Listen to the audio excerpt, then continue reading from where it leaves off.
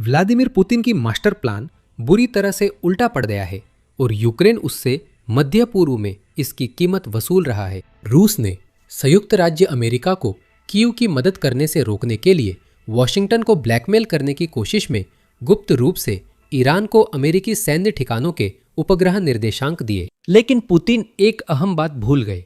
Ukraine ने 4 साल रूसी समर्थित ड्रोन को नष्ट करने के लिए हथियार को निखारने में लगाए हैं।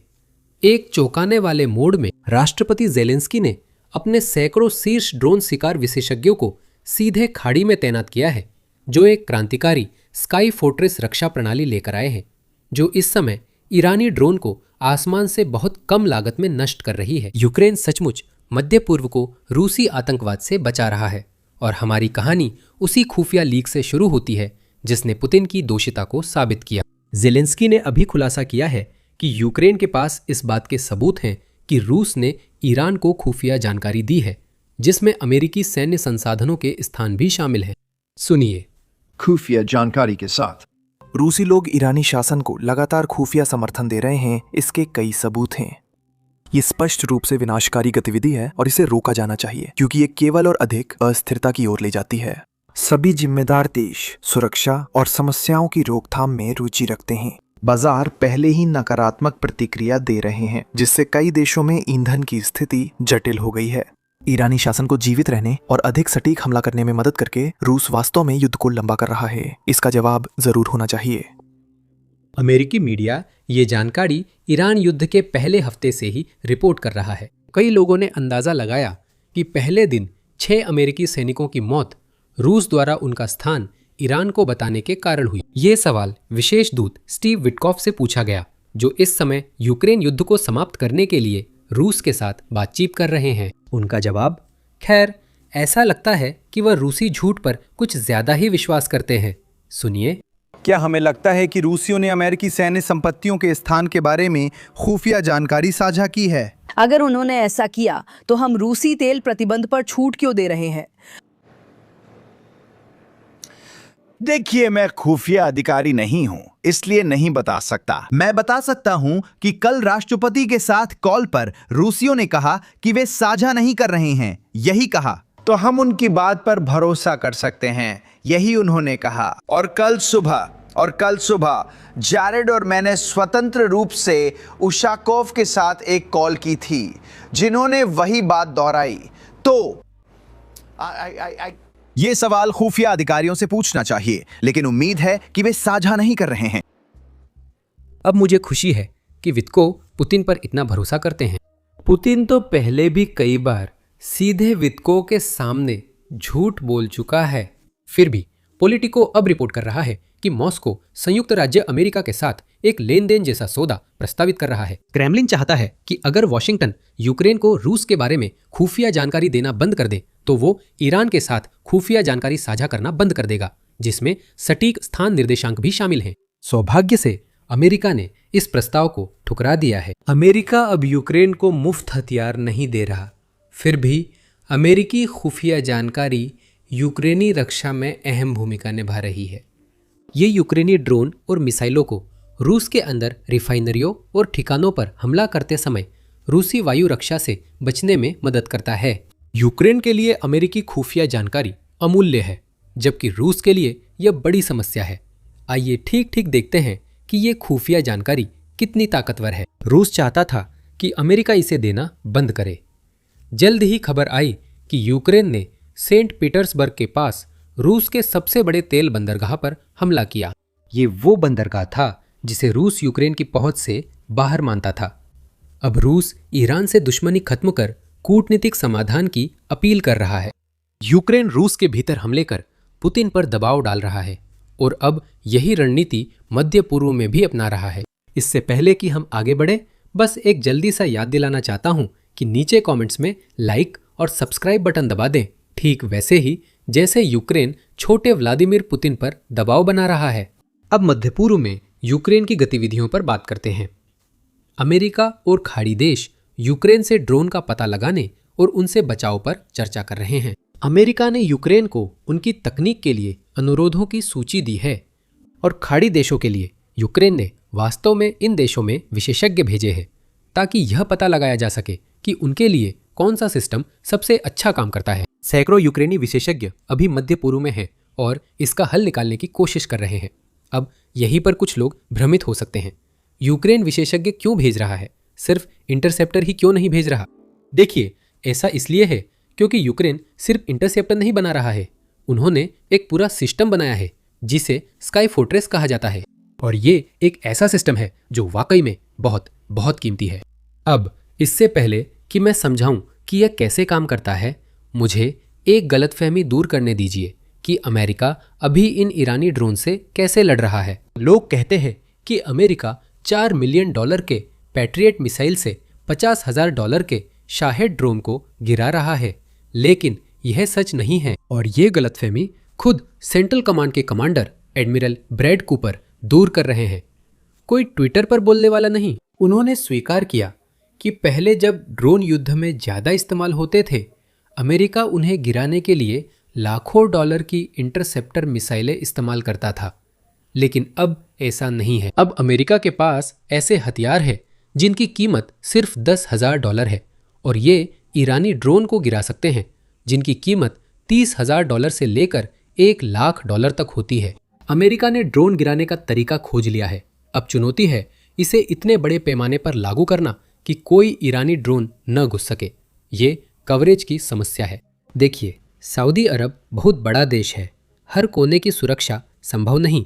कभी कभी किसी ड्रोन के बचकर निकल आने पर अंतिम विकल्प के रूप में पैट्रियट मिसाइलें तभी इस्तेमाल होती हैं जब हिसाब किताब इसके पक्ष में हो। अगर $50,000 का ईरानी ड्रोन अरबों डॉलर की रिफाइनरी की ओर बढ़े तो उसे बचाने के लिए महंगी मिसाइल का इस्तेमाल आखिरी विकल्प के रूप में करना सही है। अमेरिका भी यही कर रहा है। पैट्रियट मिसाइलें इन सस्ते ड्रोन के खिलाफ पहली रक्षा पंक्ति नहीं है। ये तब इस्तेमाल होती हैं जब बाकी सब कुछ फेल हो जाए। लेकिन पता है क्या, अमेरिका के पास सस्ते विकल्प है, लेकिन यूक्रेनियों के तरीके उससे भी सस्ते हैं। इसी वजह से यूक्रेन की भूमिका अहम है। यूक्रेन सिर्फ शाहेद ड्रोन से नहीं लड़ रहा, वे इनसे उस स्तर पर लड़ रहे हैं जैसा किसी भी देश ने कभी नहीं किया। हर रात रूस सैकड़ों से लेकर कभी कभी हजारों ड्रोन एक साथ भेजता है। यूक्रेन ने स्काई फोर्ट्रेस नामक सिस्टम बनाया जिसे वर्षों में और प्रभावी बनाने के लिए कई बदलाव किए गए हैं। ये सब मोबाइल फ़ोन से शुरू हुआ था। उन्होंने फ़ोन को खंभों से बांधकर ऊंचा लगा दिया। फिर मोबाइल फ़ोन का माइक्रोफोन ड्रोन की आवाज़ सुनता था और ये पूरे देश में किया जाता है, खासकर उस पूर्वी हिस्से में जो रूस की सीमा से लगा हुआ है। असल में यूक्रेनी सशस्त्र बलों की एक हालिया रिपोर्ट के अनुसार यूक्रेनी क्षेत्र में 15,000 से अधिक ध्वनिक सेंसर फैले हुए हैं। कोई एक ड्रोन की आवाज़ सुनते ही डेटा मुख्यालय भेज देता है और फिर मुख्यालय में मौजूद लोग उसकी स्थिति का त्रिभुजीकरण करते हैं, समझते हैं कि वो कहाँ जा रहा है और वो जानकारी जमीन पर मौजूद लोगों को भेज देते हैं। जमीन पर लोग ड्रोन गिराने के लिए अलग उपकरण रखते हैं। यही यूक्रेन की बहुस्तरीय वायु रक्षा प्रणाली काम आती है। कुछ लोग वाइल्ड हॉर्नेट नामक कंपनी द्वारा विकसित इंटरसेप्टर का इस्तेमाल कर रहे हैं। इन इंटरसेप्टर को बुलेट कहा जाता है और हम इसके बारे में अभी थोड़ी देर में बात करेंगे। लेकिन कुछ लोग सिर्फ एंटी ड्रोन मशीन गन का इस्तेमाल कर रहे हैं। कुछ अन्य लोग बंदूकें और हेलीकॉप्टर का इस्तेमाल कर रहे हैं, सचमुच ड्रोन के ऊपर जाकर उसे नीचे गिरा रहे हैं। मुझे यकीन है यूक्रेन और भी तरीके अपना रहा है जो यहाँ नहीं बताए गए। उनका एक पूरा सिस्टम है। इसके सबसे सस्ते रूप को तैनात करने में सिर्फ $30,000 लगते हैं। अब मैं जानता हूँ कि $30,000 बहुत हैं, लेकिन सैन्य दृष्टि से यह बहुत कम है। यही वजह है कि ईरान युद्ध शुरू होने से पहले ही इस सिस्टम को काफी ध्यान मिल रहा था। सिर्फ पिछले साल 2025 में जर्मनी इसे देख रहा था।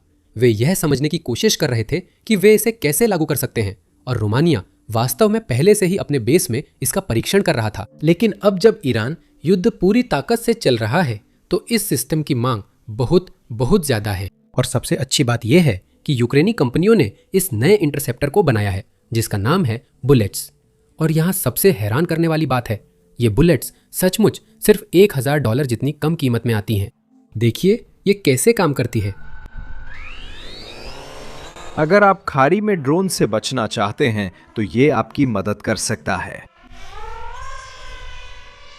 इसे बुलेट्स कहा जाता है और इसका नाम बिल्कुल सही रखा गया है। ये यूक्रेन के सबसे नए और सबसे तेज इंटरसेप्टरों में से एक है, जिसे रूसी हमलावर ड्रोन को नष्ट करने के लिए डिजाइन किया गया है। ये सस्ते और घातक है। पायलट जानते हैं कि ये ईरानी शाही ड्रोन के खिलाफ भी उतने ही असरदार हो सकते हैं जो पूरे मध्य पूर्व में तबाही मचा रहे हैं। सच कहूं तो ईमानदारी से कहूं तो हमारे पास यहां काफी काम है। हम मानते हैं कि यह युद्ध पूरी दुनिया में फैल रहा है और ईरान रूस का सहयोगी है। मेरा मानना है कि हम प्रशिक्षकों को भेजने के लिए संसाधन जुटा सकते हैं ताकि वे उसी दुश्मन से लड़ने वालों को प्रशिक्षित कर सकें। ये नई तकनीक है, लेकिन यहां एक पुराना विचार है। एक सस्ता इंटरसेप्टर जो हमले के लिए आ रहे सस्ते शाही ड्रोन को नष्ट कर सकता है। लेकिन दुनिया को इन चीजों की अहमियत तब समझ आई जब मध्य पूर्व में एक नया युद्ध छिड़ा। अब दुनिया यूक्रेन के दरवाजे पर है। ये ऐसे काम करते हैं और आने वाले खतरे को देखते हैं। पायलट इंटरसेप्टर लॉन्च कर कैमरे का उपयोग सिर्फ ड्रोन से टकराने को करते हैं। इंटरसेप्टर जटिल और हाथ से बनते हैं, पर महंगी मिसाइलों विमानों की तुलना में इन्हें जल्दी और बड़ी मात्रा में तैयार किया जा सकता है। इस फैक्ट्री में 3D प्रिंटर लगातार प्लास्टिक पार्ट्स बनाते हैं। बॉस ने कहा उन्हें हैरानी है कि अब दुनिया उनकी अहमियत समझ रही है। अब यहाँ एक बात ध्यान देने की है। यूक्रेनी सरकार ने कहा कि उन्होंने कोई इंटरसेप्टर निर्यात की मंजूरी नहीं दी क्योंकि यूक्रेन पर व्लादिमीर पुतिन ने हमला किया है। हाल ही में इंटरसेप्टर बनाने वाली कंपनी ने कहा कि उनके पास यूक्रेनी सरकार की खरीद से ज़्यादा इंटरसेप्टर बनाने की क्षमता है। ये मूल रूप से अप्रत्यक्ष रूप से ये कहने का तरीका है कि देखिए, हम वास्तव में इन इंटरसेप्टर का निर्यात करने के लिए तैयार हैं। हमें बस आपकी अनुमति चाहिए। अब वह अनुमति कभी भी मिल सकती है। सैकड़ों यूक्रेनी विशेषज्ञ मध्य पूर्व में हैं और खाड़ी देशों के लिए सिस्टम तैनाती पर काम कर रहे हैं। अब यूक्रेन शायद इस तकनीक के निर्यात के बदले कुछ चाहेगा, और ये बिल्कुल सही भी है। यूक्रेन को मदद मिल रही है, लेकिन मैं आपको ये मदद एक नज़रिए से समझाना चाहता हूँ, खासकर जब पेट्रियट मिसाइलों की बात आती है। यह आंकड़ा यूक्रेन ने हाल ही में एडवांस्ड पेट्रियट मिसाइलों के बारे में साझा किया है। ये वे इंटरसेप्टर हैं जो रूस द्वारा इस्तेमाल की जा रही बैलिस्टिक मिसाइलों और ईरान द्वारा इस्तेमाल की जा रही बैलिस्टिक मिसाइलों को रोकने में मदद कर सकते हैं। याद रखें, यूक्रेन रूस की बैलिस्टिक मिसाइलों से 4 साल से लड़ रहा है, लेकिन उसे अब तक केवल 600 पेट्रियट मिसाइलें मिली है। ईरानी युद्ध के पहले 3 दिनों में ही हमने मध्य पूर्व में 800 से ज़्यादा पेट्रियट मिसाइलें इस्तेमाल की। अब समझ आता है कि अमेरिका अपने पेट्रियट मिसाइल भंडार का उपयोग मध्य पूर्व में सैनिकों की सुरक्षा के लिए करना चाहता है। लेकिन इस आंकड़े को साझा करने का मकसद यह है कि भले ही लोग यूक्रेनियों को मदद मिलने की बात कर रहे हैं, लेकिन उन्हें जितनी ज़रूरत है वह मदद उसके आसपास भी नहीं है। और अब यूक्रेन के पास वास्तव में कुछ ऐसा है जिसकी दुनिया को ज़रूरत है, तो वे शायद या तो पैट्रियट मिसाइलें या फिर कोई और चीज़ पाने की कोशिश कर रहे हैं जो रूसी बैलिस्टिक मिसाइलों को रोकने में मदद कर सके, और बदले में वे दुनिया को वह ड्रोन सिस्टम देने जा रहे हैं जिसे उन्होंने डिज़ाइन किया है। अब इस सिस्टम की सबसे अहम बात यह है कि सिर्फ सिस्टम ही ज़रूरी नहीं है, बल्कि यह भी ज़रूरी है कि यह काम कैसे करता है। आप जानते हैं, ड्रोन पायलट होते हैं ऐसे लोग होते हैं जो ये सारी जानकारी ज़मीन पर मौजूद लोगों तक पहुंचा सकते हैं, और इस तरह की चीज़ों के लिए प्रशिक्षण की ज़रूरत होती है। और दुर्भाग्यवश चूंकि इस समय मध्य पूर्व में युद्ध चल रहा है और खाड़ी देशों को यह तकनीक जितनी जल्दी हो सके चाहिए, इसलिए प्रशिक्षण शायद वही एक चीज़ हो सकती है जिसके लिए वे समय नहीं निकाल सकते, क्योंकि प्रशिक्षण में समय लगता है और खाड़ी देशों को समाधान अभी चाहिए। फिर भी यूक्रेन ने यह सब युद्ध के दौरान ही समझ लिया था। ये अनुभव खाड़ी देशों में ड्रोन पायलट्स और ज़रूरी लोगों को जल्दी ट्रेन करने में मदद कर सकता है।